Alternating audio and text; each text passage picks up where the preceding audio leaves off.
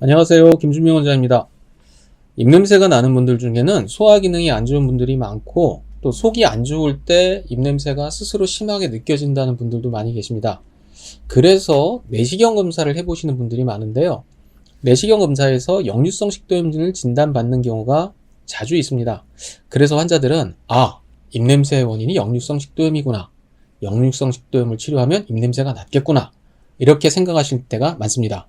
그런데 병원에서 역류성 식도염은 치료가 됐다고 하는데도 입냄새가 계속 난다는 분들이 많습니다.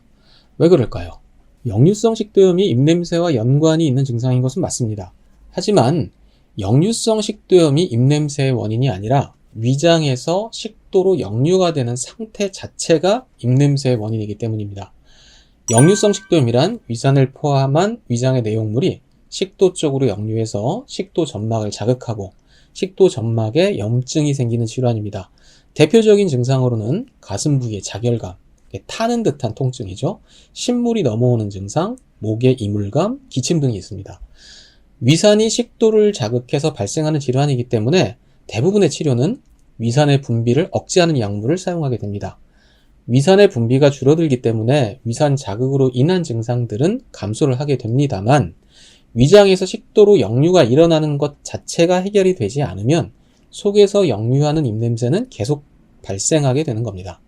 즉, 위식도 역류라는 한 가지 뿌리에서 역류성 식도염이라는 가지도 뻗어나오고, 또 하나는 속에서 냄새가 올라오는 것도 뻗어나오는 겁니다.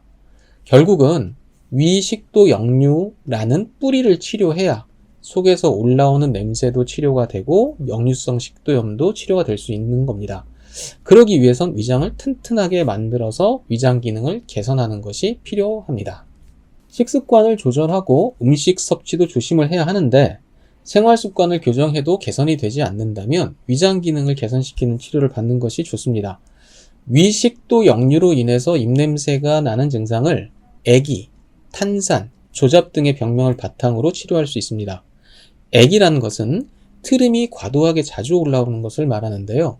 위무력증, 만성위염, 위산 부족, 신경성 소화불량 등과 관련이 있는 증상입니다. 탄산이라는 것은 속에서 신물이 올라오는 증상을 말하는데, 위궤양, 십이지장궤양, 만성위염, 소화불량으로 인해서 발생한 속쓰림과 관련이 있습니다. 조잡이라고 하는 것은 속이 좀 허한 느낌, 속이 쓰린 것 같기도 하고 아닌 것 같기도 하고, 배가 고픈 것 같기도 하고 아닌 것 같기도 하고, 이런 애매한 느낌의 증상인데, 액이 탄산 증상과 같이 나타날 때가 많습니다.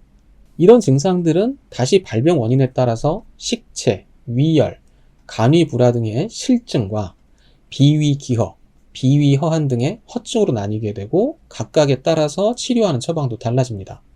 동일한 질환이라고 해도 병을 유발한 원인에 따라 치료 방법이 달라지고, 거기에 더해서 그 병에 걸린 환자의 신체 상태에 따라서 또다시 치료 방법이 달라지는데, 이런 부분이 한의학 치료의 장점이기도 하고 또 좀 어려운 점이기도 합니다. 영상 시청해 주셔서 감사드리고, 궁금하신 점은 카톡으로 문의 주시면 상담해 드리겠습니다. 감사합니다.